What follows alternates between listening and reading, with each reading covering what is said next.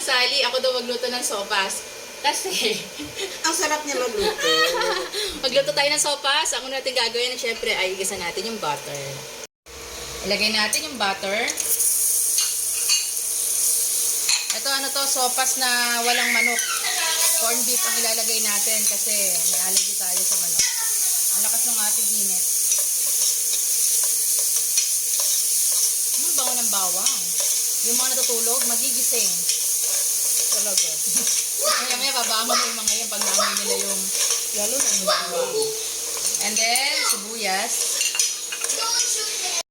Tapos, isunod na natin yung ating hotdog. Si Manang Sally naghiwa ng hotdog. Nang parang dami natin hotdog. 10 piraso lang yan. Actually, yung hotdog talaga, hindi siya good for the health. Kaya lang kasi, hindi masarap ang sopas pag walang hotdog. Ramdam si Bunso, sa amin ng Sally, sabi niya, ay, nandito rin ako. Ayun, Kasali daw siya, kasali. Oh, ito na, oh. Anong ginagawa ni Bunso? Nag-cellphone. Good morning. Nag-MM2. Anong MM2? MM2 yung barilan. Siya talaga yung mahilig sa sopa, sa katsapurado. Yung mga kuya niya, ayaw nun. Ang gusto ng mga kuya niya, protein.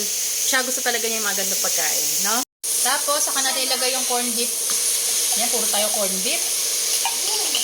Pag kasi manok ang nilagay natin, magkakapantal-pantal tayo. Kaya corn beef tuloy nilalagay natin. Kaya lang, yung corn beef, hindi siya healthy.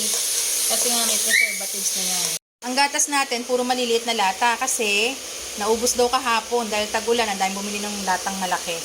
Yan, tinda sa tindahan, puro maliliit. Tapos, yung iba nilalagay ang gulay after. Ako naman, yung carrots, inuuna ko na siya. Kasi, ayaw mga batang kumain ng gulay. Kaya dapat, durog na siya para makain nila ng tuloy-tuloy. Sunod na natin yung bell pepper. Kasi wala kami nabiling celery kaya bell pepper. And then, repolyo.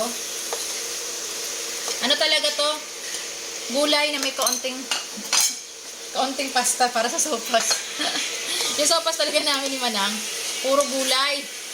Puro lahok. Unti lang talaga yung pasta. Lagyan na natin ng water. At saka pakulo.